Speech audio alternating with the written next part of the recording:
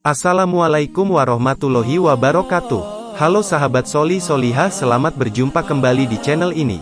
Pada video kali ini saya akan menceritakan kisah seorang ulama pejuang dan pahlawan nasional yang berasal dari Bekasi, Jawa Barat, yang dikenal dengan nama Kiai Haji Nur Ali yang dijuluki dengan sebutan Singa Karawang.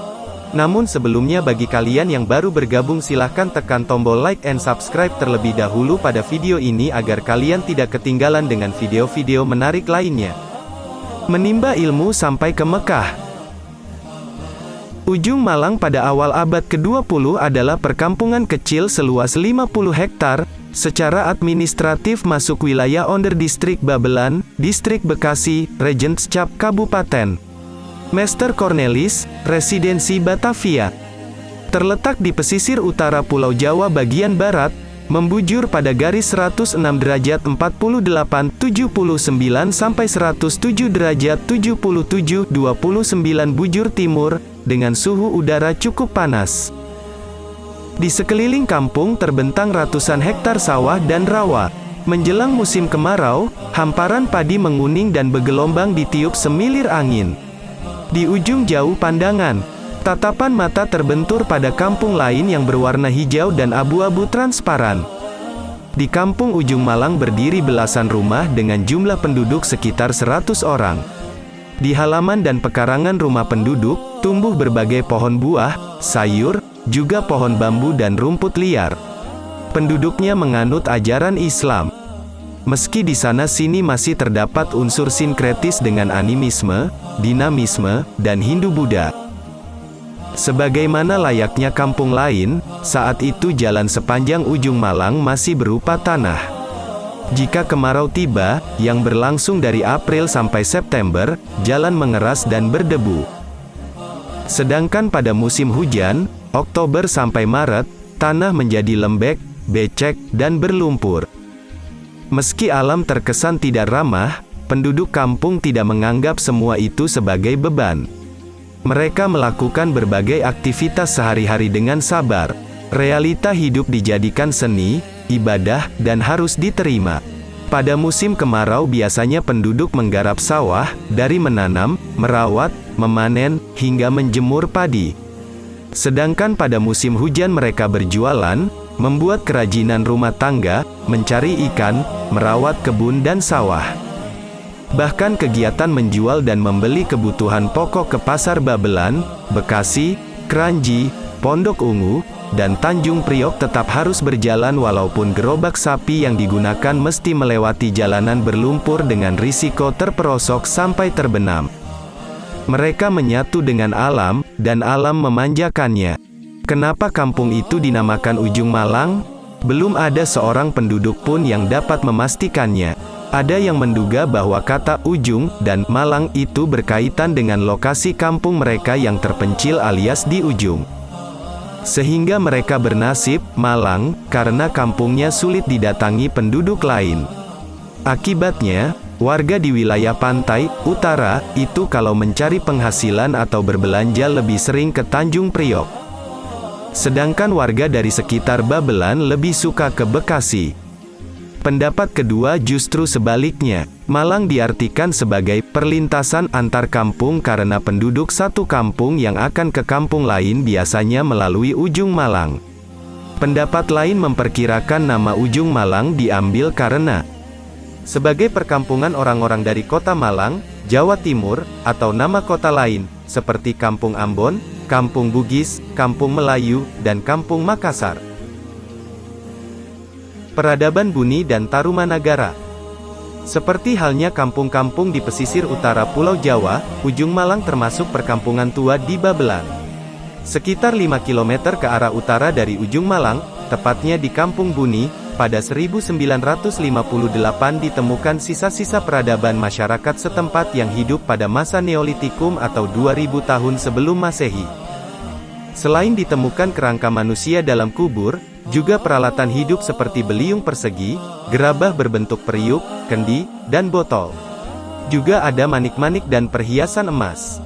Itulah teknologi pertama masa bercocok tanam orang Babelan, kata arkeolog senior dari Deputi Bidang Pelestarian dan Pengembangan Kebudayaan Departemen Kebudayaan dan Pariwisata, Profesor Dr. R. Sujono.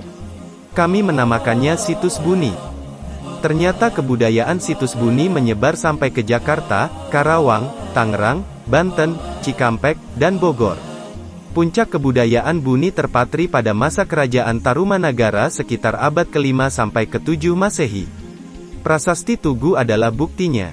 Prasasti yang ditemukan di Kampung Tugu, Cilincing, Bekasi, itu menceritakan pembuatan Sungai Candrabaga dan sodetan Sungai Gomati oleh Raja Tarumanagara yang termasyhur kala itu, Purnawarman.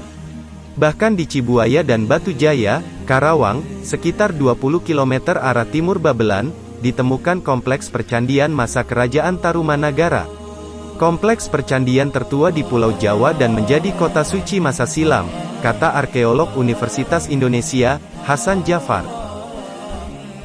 Posisi strategis pantai utara membuat Tarumanagara ramai dikunjungi pedagang, bangsawan, agamawan, dan tentara dari mancanegara. Kondisi metropolis yang ramai membuat masyarakat di sana bersahabat dengan alam dan lebih toleran terhadap para pendatang. Situasi itu berlanjut sampai masa-masa mendatang, terutama tatkala bangsa-bangsa barat datang dan menguasai Sunda Kalapa pada abad ke-18. Lantas mengubahnya menjadi Batavia. Meskipun penduduk Ujung Malang bersahabat, ketentraman mereka kerap terusik oleh tindakan manusia lain yang mempunyai nafsu serakah, menguasai, dan suka mengeksploitasi sesama. Mula-mula penduduk Ujung Malang, dan Bekasi secara umum, diperkenalkan oleh kedatangan pedagang VOC, Verenigde Oost-Indische Compagnie, perusahaan dagang Hindia Timur, yang membuat benteng di Muara Ciliwung dan berusaha merebut wilayah Jayakarta. Pada kenyataannya VOC mampu menaklukkan Jayakarta pada 1618. Selanjutnya nama Jayakarta diganti menjadi Batavia. Penaklukan Jayakarta tidak terlalu mengusik struktur kehidupan penduduk di sana.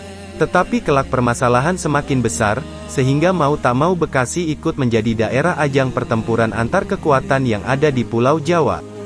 Geger pertama terjadi ketika tentara Mataram melakukan penyerangan terhadap Batavia sejak 1628, dengan terlebih dahulu berlabuh di Marunda, yang berdekatan dengan Ujung Malang.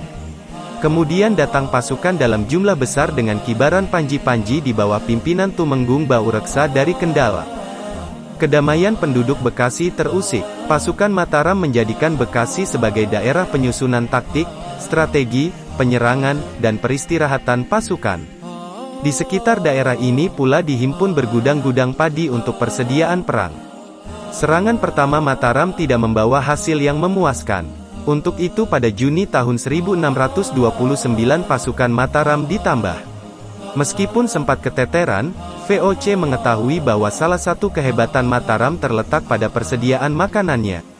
Untuk itu VOC menggunakan taktik pembakaran lumbung padi Mataram, sehingga kelaparan sampai titik nadir. Akibatnya, pasukan Mataram mundur meninggalkan mayat-mayat dan korban luka. Namun mereka tidak berani kembali ke Mataram, karena Raja Mataram, Sultan Agung, telah mengancam hukuman mati kepada prajuritnya yang kalah perang dan kembali ke Mataram. Konsekuensinya, banyak pasukan Mataram yang menetap, berinteraksi, dan melahirkan keturunan di Bekasi. Selang 1 abad penduduk Bekasi tidak mengalami perang atau pemberontakan besar. Kalaupun ada gangguan, itu datang dari perampok yang meresahkan penduduk. Sementara dendam terhadap penjajah tetap membara dalam dada pasukan Mataram dan keturunannya. Barulah pada 1740 Bekasi diguncang oleh pemberontakan. Penduduk dan VOC menyebutnya sebagai pemberontakan Cina, karena orang-orang Cina yang melakukan pemberontakan. Pemberontakan Cina ini dimulai dari Batavia, dan kemudian berdampak ke Bekasi. Peristiwa bermula dari defisitnya keuangan Batavia yang jauh melampaui penerimaan sehingga kesejahteraan pegawai sangat merosot. Maka sejak 1738 VOC membuat peraturan yang menyatakan bahwa orang Cina perlu memiliki surat lisensi dengan membayar 2 ringgit.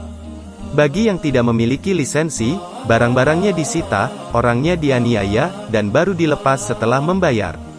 Keresahan menjadi-jadi ketika diadakan penangkapan terhadap orang Cina secara besar-besaran pada Imlek tahun 1740. Saat itu sekitar 1.000 orang Cina ditahan di Bekasi dan Tanjung Priok. Pada tanggal 4 Oktober segerombolan orang Cina yang terdesak mencoba menyerang pos penjagaan untuk membebaskan rekan-rekan sebangsanya yang tertahan. Pada pertengahan tahun dikeluarkan peraturan lagi, bahwa semua orang Cina yang tidak memiliki surat izin akan ditangkap dan diangkut ke Thailand. Akibatnya, banyak warga Cina meninggalkan Batavia dan bergabung dengan gerombolan pencuri, penyamun, serta perampok yang merajalela di sekitar Batavia. Setelah menyusun kekuatan, pada September tahun 1740 gerombolan Cina mendekati pintu gerbang Batavia, Mr. Cornelis, Tangerang, De Kual, dan Bekasi. Untuk itu pos-pos VOC di Bekasi, Tanah Abang, Angke, dan Nordwijk mulai diperkuat. Pada tanggal 7 Oktober pasukan VOC yang dikirim ke Tangerang diserang. Sebagian mati terbunuh, sedangkan 11 orang menyelamatkan diri. Pagi itu juga pos De Kual diserang oleh 300 orang dan banyak jatuh korban. Sementara itu detasemen yang dikirim ke Bekasi dibunuh seluruhnya.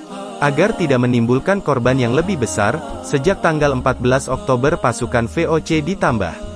Kali ini diperkuat oleh pasukan Bali dan Bugis, yang berhasil memukul mundur gerombolan Cina, sehingga Batavia mulai aman. Tetapi di luar kota, terutama di Kampung Melayu, Sela Panjang, Tanjung Priok, Kaliabang, dan Bekasi, gerombolan Cina membuat resah penduduk. Ketika gerombolan terdesak ke pedalaman, mereka melakukan pembunuhan, pembakaran, dan perampokan ke Kaliabang, Bekasi, dan Pulau Gadung. Lagi-lagi penduduk Bekasi mendapat getahnya. Sejak awal abad ke-19 tanah-tanah di Bekasi tidak lagi dihadiahkan kepada para kepala kampung dan jagoan, tetapi mulai dijual kepada tuan tanah. Dampaknya, sampai awal paruh kedua, sebagian tanah di Bekasi dikuasai para tuan tanah Cina dan Eropa. Sebagai pemilik hak erdah atau hak memiliki tanah dan penduduknya, para tuan tanah dapat menerapkan pajak semaunya, yang dianggap memberatkan penduduk, dan terjadi Hirendiensten, rodi atau kerja paksa, penipuan, dan penyerobotan tanah. Situasi ini menimbulkan keresahan sosial yang dampaknya meledak dalam bentuk pemberontakan petani Bekasi di Tambun pada April tahun 1869. Peristiwa yang menggegerkan sampai ke negeri Belanda itu menewaskan asisten residen Mr. Cornelis, C.E. Kuiper, dan beberapa aparat pemerintah serta tuan tanah di Bekasi. Pemberontakan dapat dipadamkan dengan cara mengerahkan pasukan Hindia Belanda dari Mr. Cornelis, kemudian menangkap, mengadili, dan menghukum gantung para pelakunya. Sejak saat itu aparat keamanan diperbanyak dan kewaspadaan ditingkatkan di distrik Bekasi. Karena keamanan meningkat, tuan tanah dan pemilik modal bertambah banyak di Bekasi, sehingga sejak 1870-an semakin banyak tanah di Bekasi yang dikuasai tuan tanah Cina. Untuk mempercepat pengiriman berbagai hasil produksi dan hubungan dari tanah-tanah partikelir Bekasi ke Batavia, pada 1887 pemerintah membuat rel kereta api dan lori serta jaringan telepon yang menghubungkan Batavia Bekasi.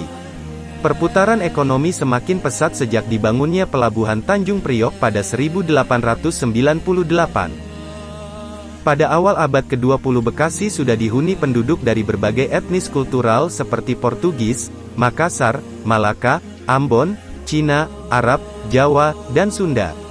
Karena itu wajar kalau bahasa yang digunakan sehari-hari merupakan hasil perpaduan berbagai bahasa.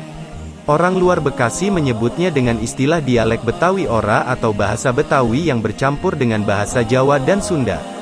Saat itu pemerintah Hindia Belanda yang mulai memberlakukan politik etnis justru dihadapkan pada penurunan kesejahteraan ekonomi rakyat sehingga keresahan sosial di Bekasi semakin menjadi-jadi. Di beberapa kampung sering terjadi perampokan dan pembunuhan. Kasus ini dipimpin oleh seorang jagoan yang membela kepentingan rakyat kecil, social bandit, bernama Entong Tolo. Untuk membersihkannya, pemerintah menggunakan hak eksorbitan tereten, yaitu hak gubernur jenderal untuk membuang penduduk yang dianggap membuat keresahan atau mengancam kepentingan pemerintah.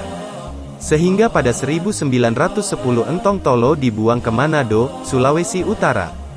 Baru saja Bekasi dibersihkan dari pengaruh Entong Tolo, pada 1913 kenyamanan pemerintah dan tuan tanah diusik kembali oleh gerakan protes petani anggota Jumiat Islamiyah, perpanjangan tangan Sarekat Islam, SI. Sebab-sebab protes tidak jauh berbeda dengan pemberontakan tahun 1869, yaitu karena ulah tuan tanah dan aparatnya yang bertindak semena-mena terhadap penduduknya. Kali ini yang menjadi pemicu protes adalah upah buruh tani yang dianggap terlalu rendah. Mengingat harga bahan pokok sudah lama naik, petani menuntut kenaikan upah dari F0,22 atau 22 sen sehari menjadi F0,50 atau 50 sen tetapi tidak pernah dikabulkan tuan tanah. Situasi dan kondisi alam, sejarah, tradisi, serta semangat zaman seperti di atas sudah otomatis menyatu dalam diri dan benak penduduk Bekasi, khususnya Kampung Ujung Malang. Demikianlah yang bisa saya sampaikan pada video kali ini. Nantikan kelanjutan dari kisah ini pada video berikutnya. Terima kasih sudah menonton, dan jangan lupa untuk like, share, and subscribe. Sampai jumpa. Wassalamualaikum warahmatullahi wabarakatuh.